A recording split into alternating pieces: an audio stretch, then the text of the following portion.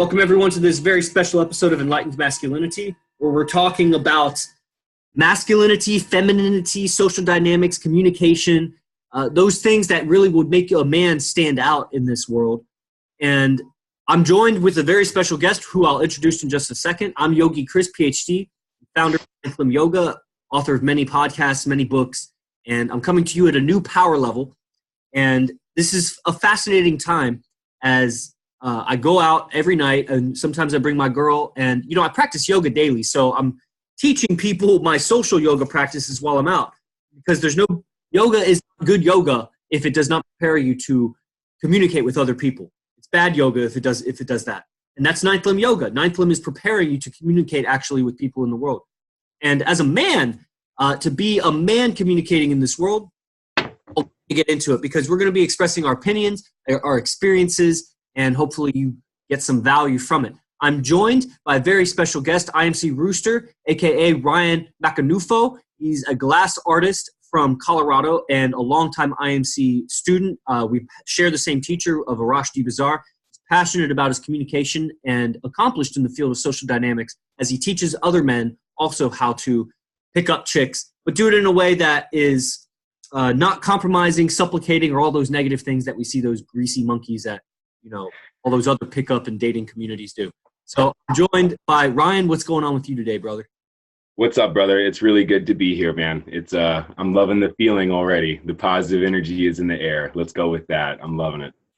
Yeah. So I want to start right off with, last night I was out and I came to a place, I like pushing. It's just like if I was at the gym, get to that like almost fatigue point. So I got to that fatigue point because I'm just exuding, I feel as if I'm exuding positivity. Angelica's online, you can maybe confirm I was exuding positivity.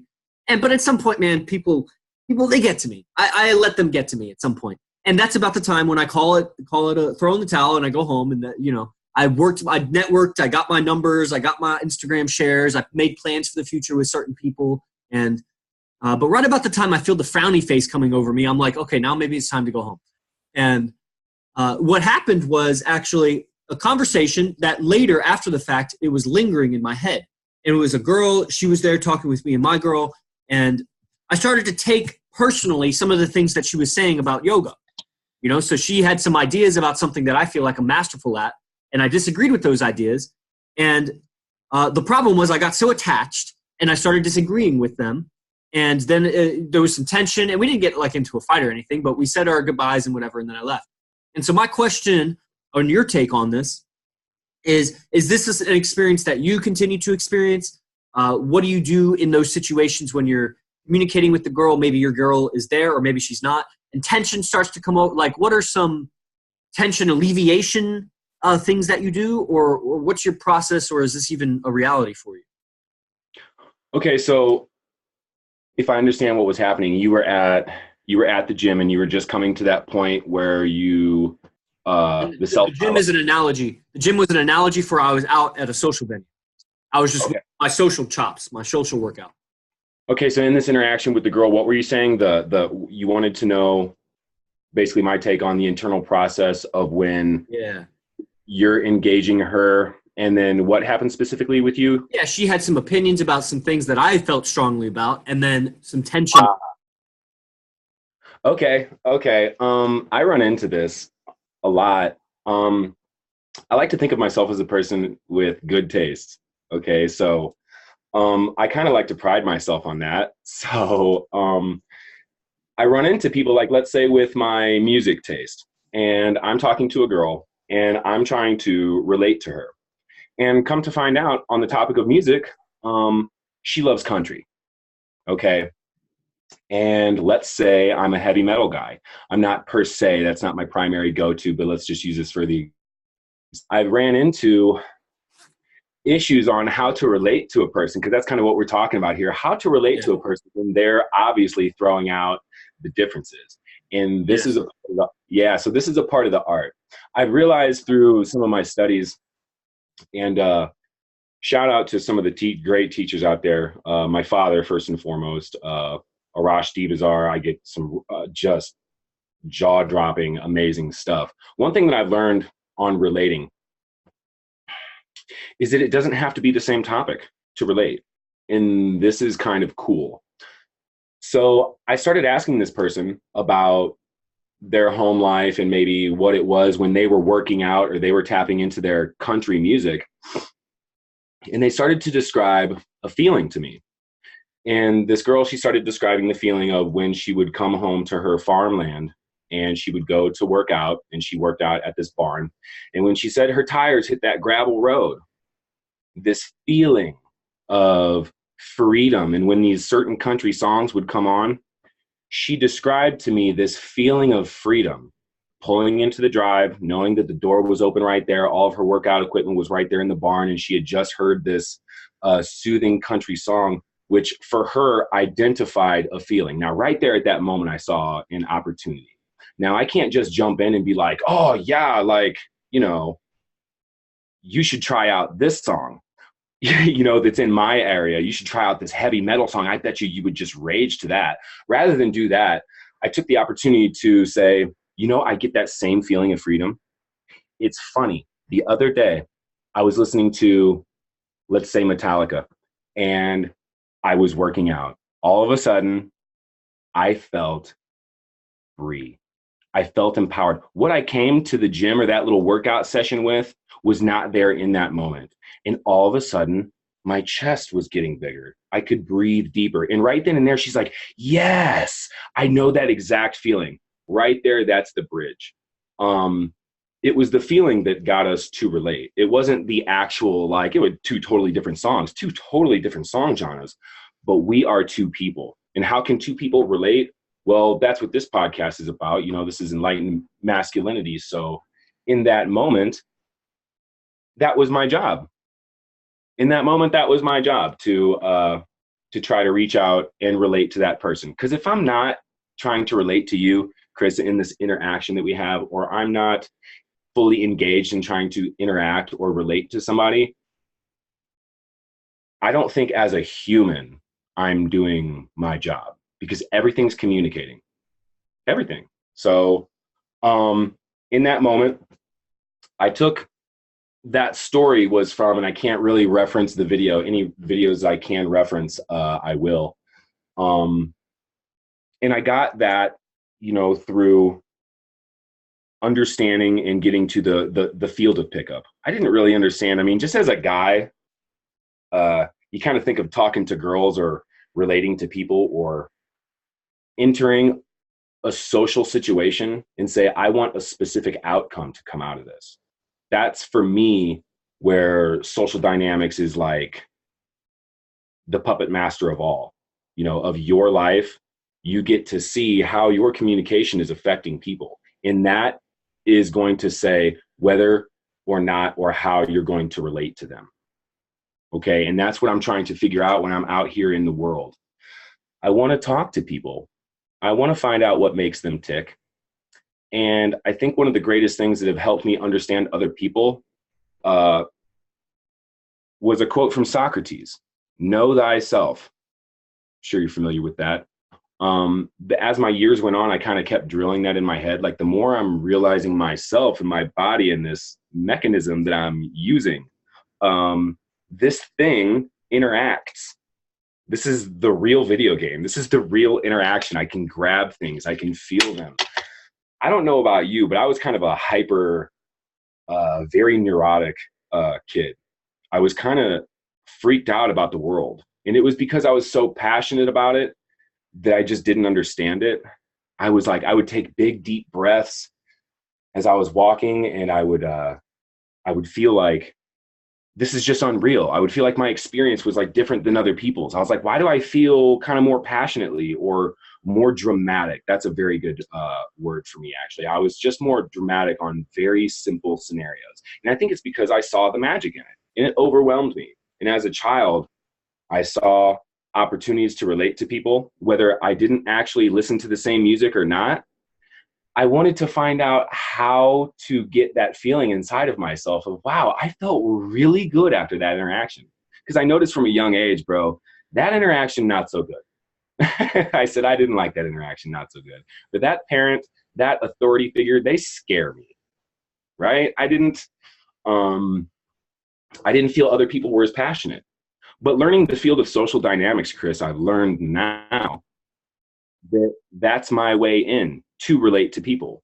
For example, completely different beliefs, but it's the core values that can tie us together. So we're all out here. This person's got pink hair. This person's got this. But when you get down to the basis of it, and when I interact with people, you and I and me and my friends, and we're wanting the same things. I think on a general platform, we all want positivity. I really think we do. It's just something that's just so blasé. We're not really talking about it. So I just kind of thought positivity could have been this lost thing in the world until social dynamics opened that up for me. Once I started seeing how much I could fail in the area of communicating with people, I got excited. I got my notebook and I knew there was a lot of work to do. I hope that helped a little. Yeah, for sure. You know, you said a couple of things that I really honed in on. And I really like this idea because, you know, Enlightened Masculinity, originally this podcast started with me and Akash Inti. And Akash couldn't make it today, which is why I asked you to substitute. And, you know, Akash is a super spiritual guy, like, you know, into tantric practices, and you registered yoga teacher and just really mystical guy. And you appear to have that also, but not in that same way. It's a very different way. But something that we very much agree on, and I think Akash would even agree on this, because it's a truth. So it's like saying I disagree with 2 + 2. Like, no, like it's a right. It's what something you said was how your communication is affecting people. And I was like, yes, the Enlightened Masculinity, like if not the most important, it's like really up there, is the mastery of how is your communication affecting other people. Because so many people claim they have like a strong mindset, or they think that their mindset, they're really prioritizing their mindset, or that they'll all say, like you say to anybody, like I study communication, you know, communication is important. And yeah, I study, you know, communication is super important. And yet everybody that would agree to that, they all have a different level of power when it comes to how does their communication affect other people. And the enlightened masculine is grab a hold of this mechanism, like you called it, this communication mechanism, and start to calibrate and work the knobs and dials and the handles and the gear shifts and the joysticks and make it work, make it give you what you want. And part of this is a lot of losses, you know, a lot, like there's more losses than wins. But like you say, this other thing that you said that I really honed in on was feeling really good after that interaction. Like, you're right, man. When you said that, it pointed it out to my awareness that, like, that's actually what I'm going for. Like, in the same way that I leave the interaction last night and I was like replaying the sentence, the sound bites in my head. And I'm like, oh, what if I had said that? Or what if I had done this or this or that? Like, I like leaving an interaction on the opposite side. I like leaving the interaction and it's like, man, that was good. Like, that what I said was mind-blowing. What she said, what he said, like, that was so positive. And, like, that's almost, like, worth living for, man. Like, that, if I could reproduce that, like, scientifically, you know, like, it's not a fluke. Like, it's not lightning striking, but I can actually produce good feelings in interacting with people. Man, that's a really good reason to stick around and keep living, man. And so that's what I got from what you were saying. And yeah, I was wondering, I don't know if you had something. Otherwise, I was going to kind of ask you about your entry into the social dynamic. Okay, yeah, no, I can comment on that.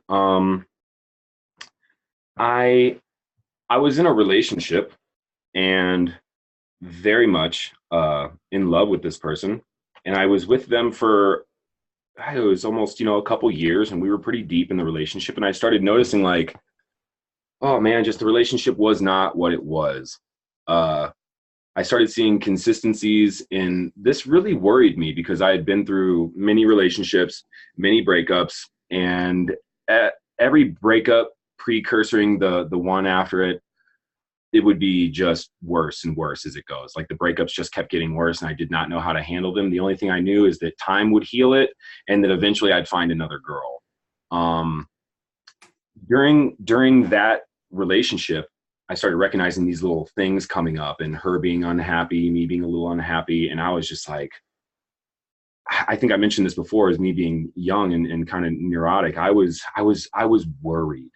Okay. I was genuinely worried on how I was going to keep this person happy and in my life. And I started to see the precursors of things that maybe I was doing things that she was doing, things that we did not understand. This scared me.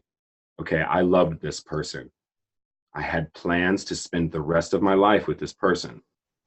When that fear set in, it became real. Slowly, the relationship, I lost her. And I think I was Googling how to get back the one that got away. I was pretty much Googling that. And I had come across a video on Who Is My Teacher Now, Arash Didazar. And it was just that title, which was how to get back the one that got away. And it was a very, very interesting video. You know, someone had told me, they were like, there's a person that for a desired amount of money, you can get what desired result that you want in this world as far as communicating goes. And that sentence right there, it intrigued me. So I found this guy, Arash. I started following very heavily. This was, you know, some many years ago. And there was a vibration with the communication coming through that Facebook channel. And I started feeling changes. Here I am single, and just reading something, I registered some kind of change. I felt a fork in the road reading these posts. And I said, wait a minute. I said, I don't want to go any further right now. This is very important, this fork in the road. There's something here and I don't know what to do. So I just started showing some love and doing some comments and kind of what you see nowadays. And I was contacted. One of the greatest tattoos I love on Arash is, you don't look for me, motherfucker, I look for you. Okay, and that was kind of very much so. I didn't know. Chris, I didn't know I was looking for someone. I didn't know I was looking for answers. You know, does anybody? You know, maybe. So in that instance, I had a hard introduction, and I had a conversation through Skype with Arash. Something very interesting about that conversation, Chris, is that was the day I was able to quit smoking cigarettes. One sentence from Arash. It was I can't get into too deep of it, but it was a sentence I had heard before, many other people, parents, teachers, but I was just smoking a cigarette, just like, I mean, chain smoking, like in front of this camera. And Arash was like, bro, like, do you like smoking? And I was like, oh, well, of course not, you know. And he's like, and it was his eyes. He's like, well, then why are you doing it? It was like I was sitting there with a frying pan hitting myself in the head. And I was like, yeah, you know, I don't like this. And like him, just a genuine person, would literally looked at me like, very funny.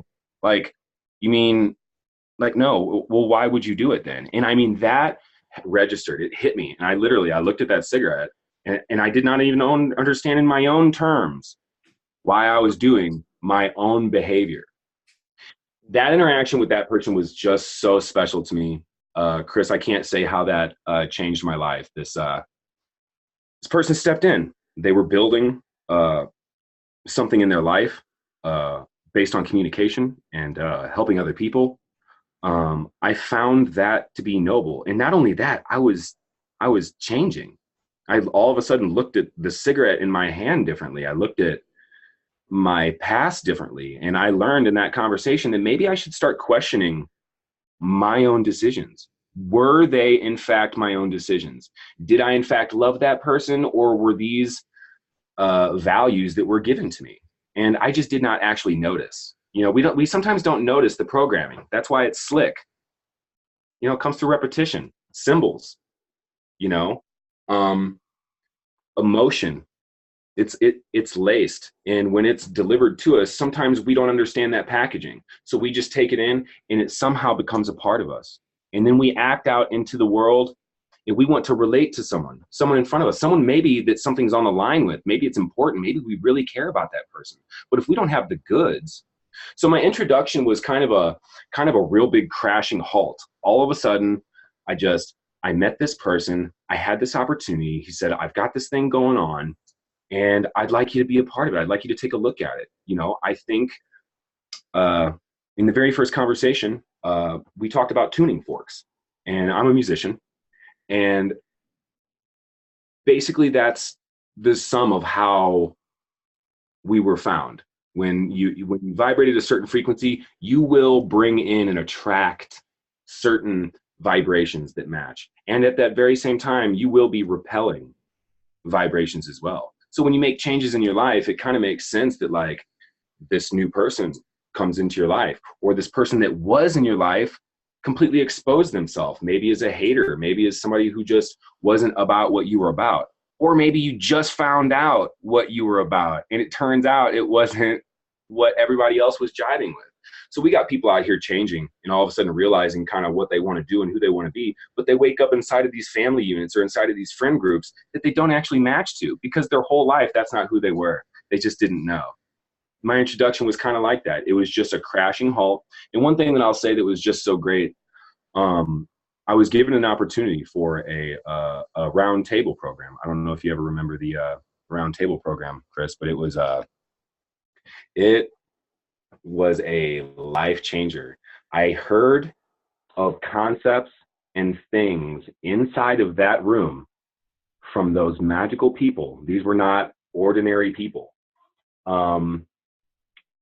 I got excited. I got a little bit scared, to be honest, as well, because when you open the door to social dynamics, it's now, when you see the broad of its reach, I got really scared because I started realizing how bad I was. You know, like when you start something, you are going to have to suck. So all of a sudden I'm like, okay, so there's this field of communication and now I'm aware of it. So I'm going to go with my normal day today. I'm going to go to the grocery store, and then all of a sudden I froze. I realized I couldn't communicate with the cashier. I realized this person was asleep. This person was too up. This person was too down. And all of a sudden I was freaked out. Once again, I was little neurotic Ryan that was looking at the world like, oh, wow. But there was a difference this time.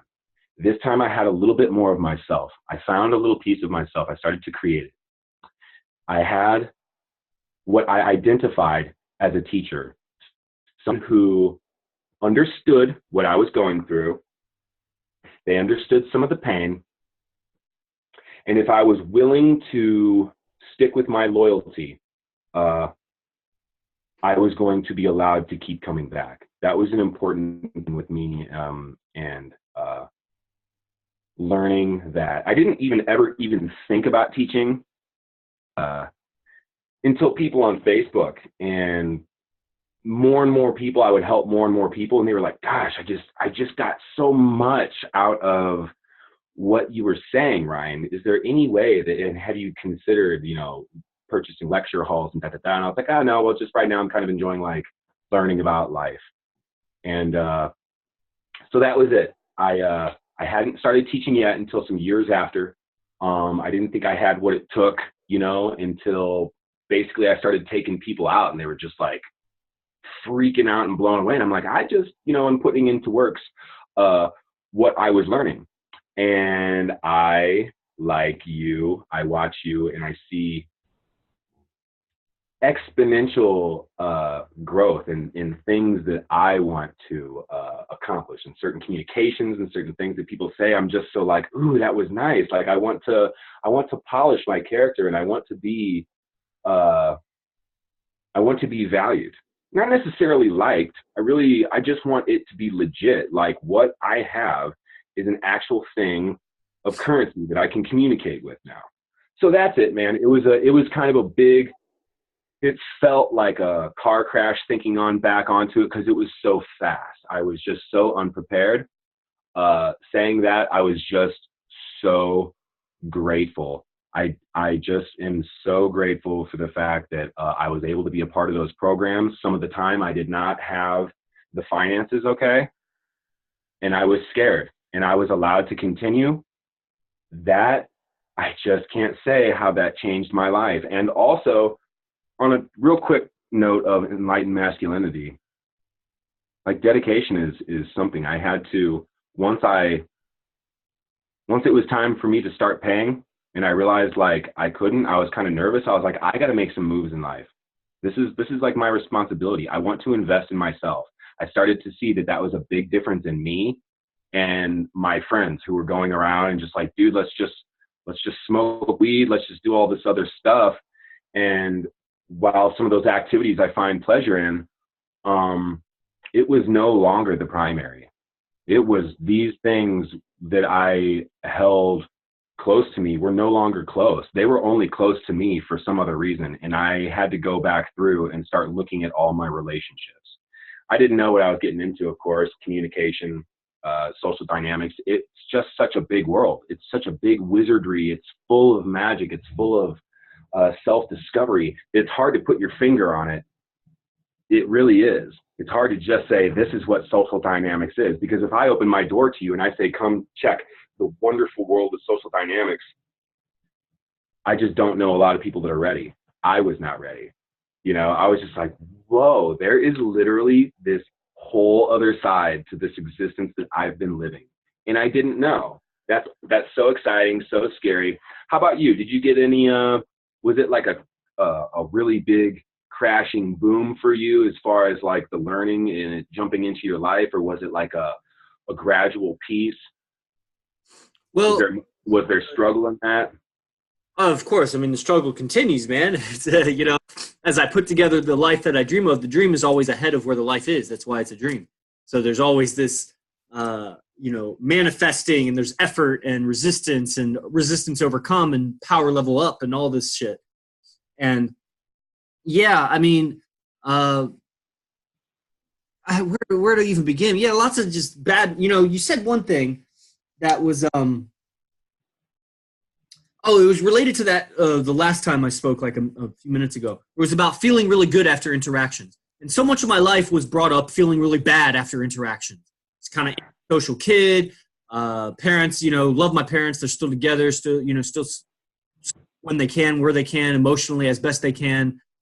But you know, it was just a different kind of upbringing. Not what I'm looking for in my current, you know, mature adult social interaction. And so I got coded time after time after time, hundreds, thousands of interactions, that the way to feel after an interaction is bad. It's like, fuck, I overcome all this momentum now of me thinking that social interactions means argument. Social interactions means debating. Social interactions means feeling bad afterwards and all that shit. And so slowly, when I finally realized I was dissatisfied, which took a transition, you know, the level of being honest with yourself, because it was like the thought creeps in your head and then you start defending the counter argument, and then the argument is inside. So the love of the argument that I was so used to on the outside was really on the inside. And so it took years to even be honest and just like convince myself that, man, you're not doing it right. Like, this is how it's supposed to be. And so similar to you, you know, I had my own relationship, you know, fallout, and just a nuclear fallout, you know, and then I'm YouTubing like for answers, trying to find some understanding about myself, and, you know, stumbled across some Arash videos. I thought they were really good, but they didn't stick so much. I ended up going with another guy named Neil Strauss, the, what do you call him? What was his pickup name? Style. Yeah, Style. So I joined his program, and it helped get me out of my shell. I mean, at the time, you know, I was just a really hard case, man. Like, I really have a lot of empathy for some of these hard cases that come to Vince or come to Arash, and I'm like, man, like, I don't know if I was that bad or whatnot, but man, I was a shell. I was just a brittle shell of false ideas and really egoic self, beating myself up and calling it not ego, but it was ego. Ego is the part of you that beats yourself up too. And so, yeah, I mean, it slowly was a transition. I remember the first really, really powerful transition was when I bought an AZD product. At the time, he wasn't AZD. His name was just AD. And it was Unspoken Taboos. And I listened to that recording just over and over and over while I would walk my pit bull. And I just remember it was so amazing that, like, I would listen to it 2 or 3 or 4 or 5 times, and it was like every time new realizations would come. It was like I was laying the foundation so I could build more stories on top of it. And like you, I would see immediate effect. Like, whichever girl was my fancy, all of a sudden the dynamic would change a little bit. Or it was such a sharp contrast to what it was just the day before. And it was easy to observe that it's so related to what I just studied. And not even really trying, because there weren't really techniques per se. It was a lot of mindset stuff. So I just had a different self-image after listening to these kinds of products. And it became a rabbit hole, man. I began to see, just like you know, I mean, I think this is a common human experience. of how much I was really fucking up in my communication just throughout the day, throughout my life. Started seeing all of my life like, oh, I was messing up, and it's amazing. My heart does go out, just to let everybody know. My heart goes out to the hard cases. There are men that there hasn't been a lot of men that just come to me that I'm just like, okay, there's no help for you. I just can't do it. But I have seen, even in videos, and I just want to take that moment. That's all I was saying, was I just want to take the moment and just, for the hard cases out there, to because there are some real hard ones out there. They're not impossible, but they're very hard cases because of how they were conditioned. And to get in there and to have that person wake themselves up, right, that's not my job. My job is to give the information and to locate the sources and to expose. That's what enlightenment is. You bring the light to. So they might not be able to see it, but I'm the one that brings the light to it and says, you have this capability. I just can't, I can't change people. I cannot do that. Okay. That's what I had to learn for myself. I was like, oh my goodness, this is such a remarkable thing, discovery. This particular field of consciousness, in the forefront, we have people that are trudging the waters. Arash being probably the greatest example of going through things, the pains, I'm lost the word on that, but tribulations that are going to help us. That's what I'm essentially doing with these men and women. I'm essentially getting in and recognizing the relationships inside of them, mainly with themselves. Yeah, man. Gain like it digs up all the dirt. Like what I love so much about, and we'll just kind of start to wind it down, and I'll hand it over to you again for some final words. But the social practice just seems to dig up so much. Like I said, like the argument was on the inside. So all the arguments I was having with other people, that, man, those arguments, I was arguing with myself. If I was alone with my own voices in my head, I was arguing. And then I would just sweep people up in my tornado when I was around them. And so, I'm very pleasant now. And I'm out for 3.5 hours last night. And the frowny face starts to come over me. And, the tension. Like, I've been out a long time empathizing with lots of people. And it has a lot to do with my techniques and all this and that. And I'm driving home with my girl. And I'm telling her basically this. I'm like, it's about the time to go home. Like, frowny face had come over me like 2 or 3 times throughout the evening. But I was able to shift out of that reality and, find something pleasant in the environment and immediately shift my state. But I was wearing thin, because like you go to the gym long enough, you start to fatigue. And so I tell her, I'm like, so as soon as the frowny face came that I wasn't able to shift out of very fast, I pushed for a couple more minutes, didn't go away. So I was like, all right, now it's time to call it a night. Now I'm going to go home and, reflect, meditate, watch some videos, like really put the mortar in where the cracks are. And, yes. And so I'm telling her this, and she says, like, is that something to the effect of, and she could like be more specific, but it was something to the effect of, is it necessary that you get to the frowny face? And something like that. And I was like, no, that's an individual thing. Like the frowny face is just the deep subconscious of what my childhood was. Someone might not have a frowny face. If they stayed out socializing for 8-10 hours, 8-10 days, 8-10 years, that they might never come to that frowny face. But my frowny face that came out was my childhood. I'm not, like I said, I made it to 18. My parents have supported me as best they can. They've done their best. But childhood had a lot of frowny faces in it. And so when I'm out socializing and exposing myself, the child comes out, those old neural pathways. And that's what I'm uprooting and weeding and refining. And then that helps me empathize, man. When we talk about these hard cases, like, man, I empathize. And I just want to say one thing. When you're talking about like valuing your knowledge, from my understanding of like business or whatever, the term for this is positioning yourself, positioning your knowledge in the hierarchy of value. A lot of people position themselves as very cheap. They just give their knowledge away for free. But positioning yourself as high value comes about apparently through, one, pointing out a person's suffering and two, pointing out that you are the solution, or that your knowledge is the solution, or that you have been there, done that, and you know how to come out of that problem.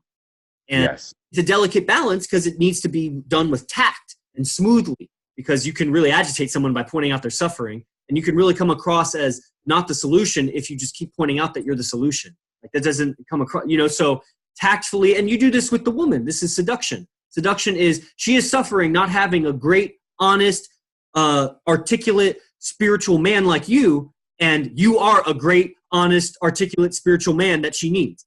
And you fit that puzzle piece, and that's seduction. So that's positioning. You're positioning yourself in her mind as the solution to her life. Wow, there's a little soundbite. So yeah, I like that. Really liked it.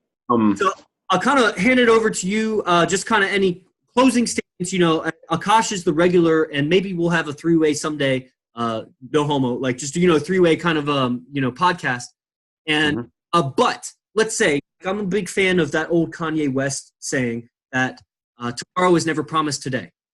And so if tomorrow wasn't promised today, if we never heard from Rooster IMC again on the Enlightened Masculinity podcast, what are some things that you would want to go out on? What are some things that you might want to say that you might let people hear? Let it be said that Rooster said this before it was over. Wow, I really like that.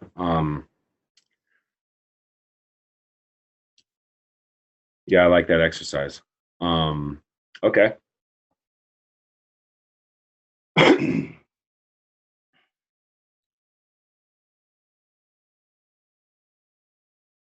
I'm finding out that to be myself, to be Rooster,